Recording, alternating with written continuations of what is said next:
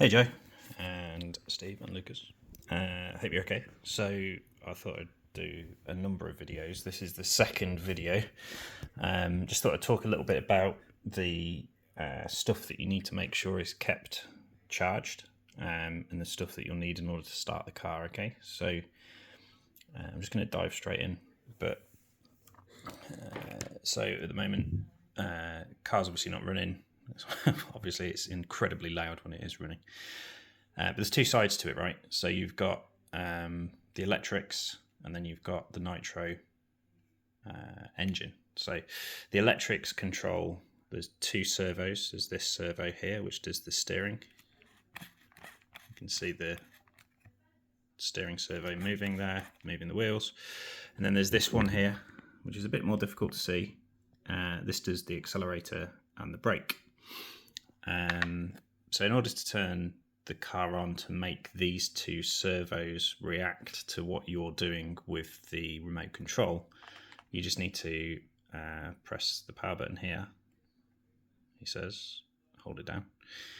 And you might be able to hear that. I don't know if it's coming through on the video, but you can see this is saying that the battery's got 8.1 volts. Important that you make sure that it's got good power and that you don't let it run out of battery. You'll need to tie this down. It's important that it's kept so it's not flying around. It's not loose. I would suggest some cable ties if possible. You can see I've broken the screw. I was cable tying it under here. It's quite difficult to get to. So yeah. So at the moment the car is live from an electrical perspective. Obviously the engine's still not running, and I'm not going to start that just now, partially because we're indoors and that would upset Rosie, and partially because that's a whole nother process which I'll go through in another video. So you just got your radio control. I mean, this is going to be very similar to a lot of other cars that Lucas has got. So just press the power button on that. You see it boot up. You might not have been able to hear that, but the electrics have connected. So this is saying that this controller's got 6.2 volts. Also worth making sure that that's kept in shape. There's 4 AA batteries in the compartment below. I imagine you've got millions of batteries kicking around, but just make sure that this has got decent voltage and that has got decent voltage. So this is going to be quite difficult to do with one hand, but I will try. So again, that second servo there is the accelerator and the brake. So just pulling on the throttle, you can see that is actuating, right? What's that doing is it's just pulling that back, and that is where it lets the air into the engine. So more air, more throttle, exactly like on an actual car, right? It's difficult to get an angle on this. You can see the blue bit just getting pulled out. So that's opening underneath or through the air filter. So all it is a throttle valve. So yeah, the more throttle, the more air, the more power, and the more it will suck air through this filter. Hence why it's important that filter is kept on the vehicle. I will just show you that if I can take this off. There we go. So you can actually see down the throttle body here. You can see, I'll stop waving the camera around. You can see that there's a slight opening there. So that's the idle by default, just so when you're not accelerating, the car doesn't stall. So again, just pulling on the throttle, you can see that that's just opening that a little bit, well, quite a lot actually. So more air that's going to get dumped in. If you push on the brake, this servo goes the other way. So throttle, if I go brake, you can see it goes the other way. You might be able to see just down there, there's 2 sets of these. They're basically brake pads, similar to like an old style car with brake shoes.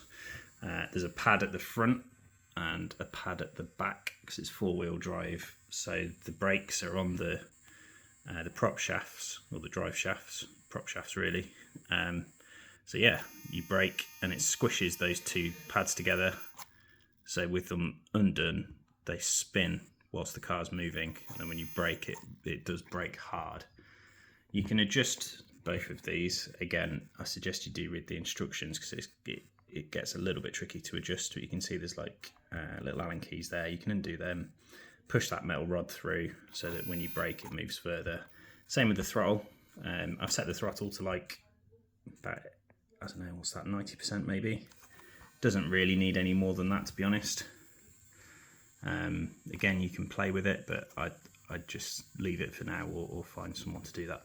So yeah, you can see this is down to 7.9 volts now. Just need to keep an eye on that. So yeah, that's the two servos. We've got the accelerator, the brake, and then steering. So I'm just using the steering on the control. See, it bounces back to 0.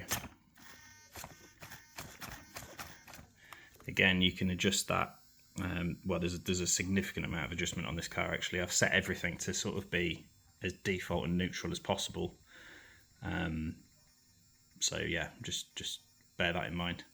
Always worth making sure that this is all working, done up and reacting as it should do before you start the car or do anything. In fact, I would do this before you even leave the house, just to make sure that it's fine, because there's a lot of things that obviously need to all work together to make sure that this works. Okay, fine. Just make sure that goes in there. To turn it off, just hold the power button down.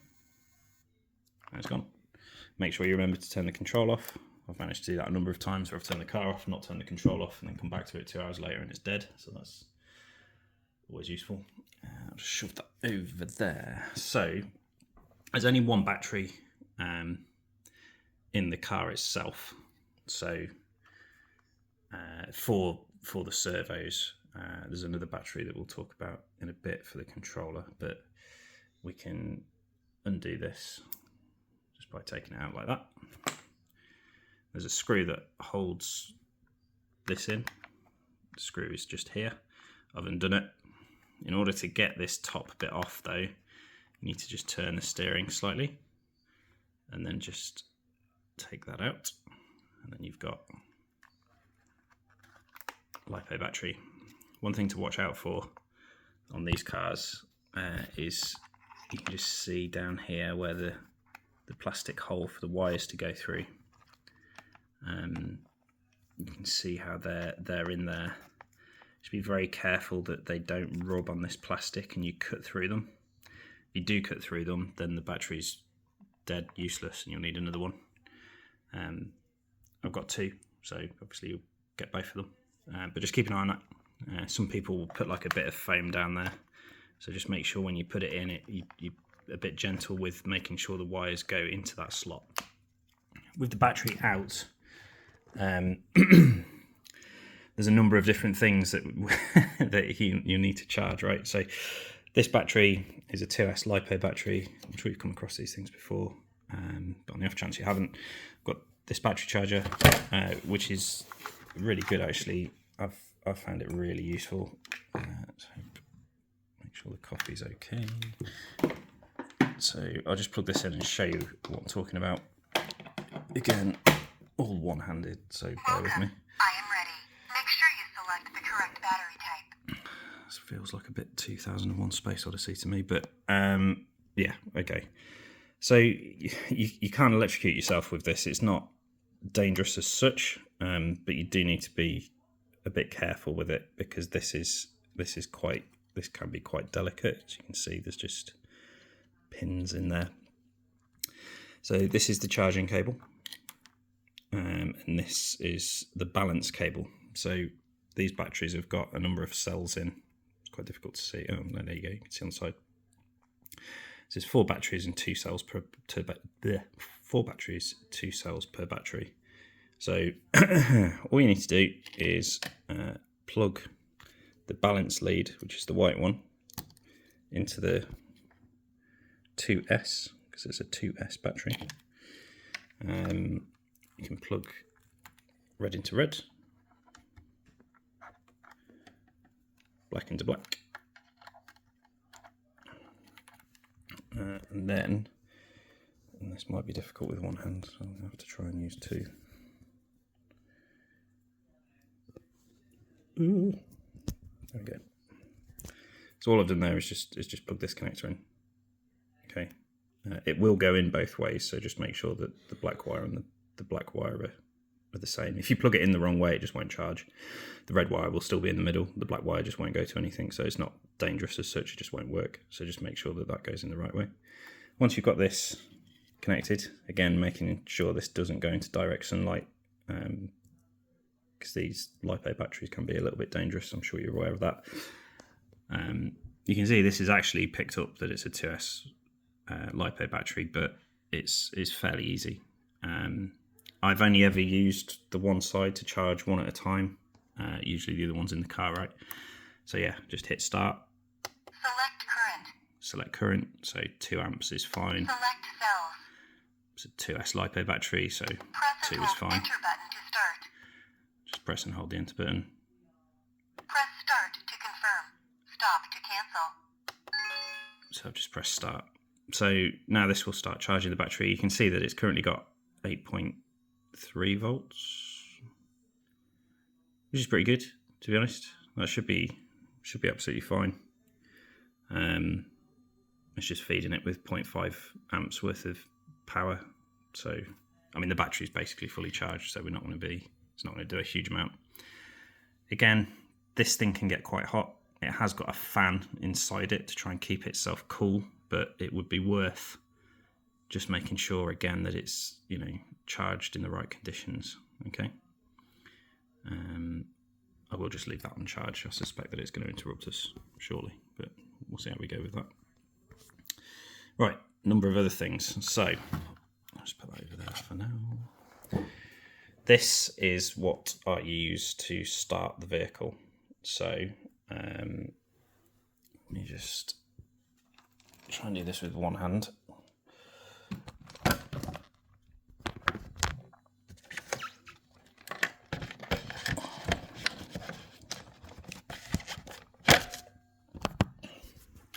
That didn't work with one hand, so 2 hands it was.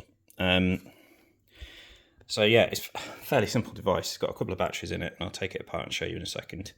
The idea of this is that you have an easier time of starting the car. These things can be a bit tricky to start. What this does is spins the flywheel, which hopefully catches the clutch, which then moves the piston in the engine, which, if there's a spark on the glow plug, should start the engine right. You'll have some fuel, you'll have some air, you'll have a spark. I feel like you probably know more about that than I do. And then off you go. So in order to use this thing, and I won't do it with the car on because it's not an idea, it's not good to do it if the car isn't going to start, because you'll just wear out the rubber bit underneath here, which I'll show you in a second. But with the car on, this way round, I've set it up correctly. Put the glow plug in the top, and I'll show you how to do this later. Press the glow plug on the top, press down on it. The whole car will go down. This will go down. It will spin the wheel and hopefully start the car.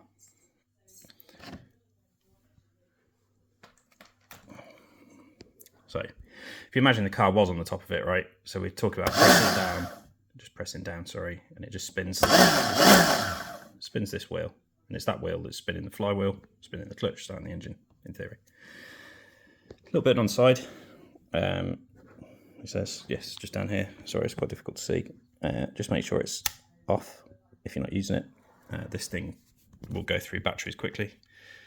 Batteries are rechargeable. So all it is obviously making the connection here just by pressing this down. There's two motors. Two motors spin this belt, which spins this. You can see it's a little bit worn. You can replace these bits. I would suggest, if you do, just take it to a model shop and get them to do it for you, or buy another one of these. This is, oh crikey, this is probably 12, 13 years old now. Probably is due replacement. Batteries aren't quite as old as the unit, but still quite old.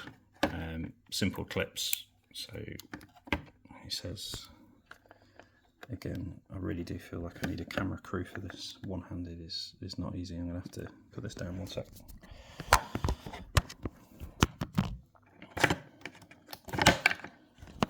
Right. So there's two clips, as you can see. Right. The clips only go in one way. So again, you can't plug these in the wrong way. But they do need charging. again, these get really hot when they're charging, so please make sure these are charged in a cooler area. Kitchen's fine, just again out of direct sunlight. It's this charger, Prolux Auto Cutoff. You need to use to charge these. You charge one at a time. You'll need both in order to power the thing. This red light will start flashing when it's charged.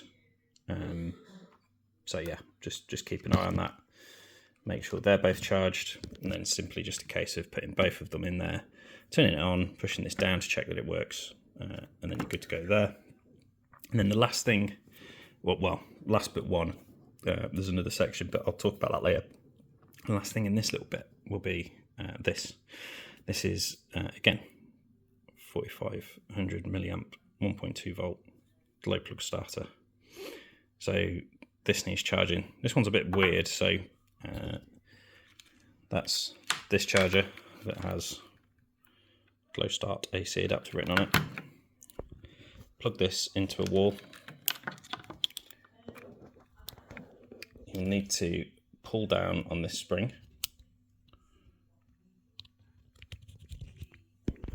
and then physically push that into the end, then plug this into a wall, turn it on. This one won't flash when it's done. It does have a red light on to show that it's charging, but I used to leave this on for, I don't know, 3 or 4 hours at a time. It's never run out of battery on me, so yeah, it's been absolutely fine. And then to take it off, again, just pull down on this spring here, and it will just pop out the charger, right? It's the same end that you'll actually put the glow plug into, but I'll show you that at the point where we're going to use it as well. So that's charging the 3 types of batteries we've got here.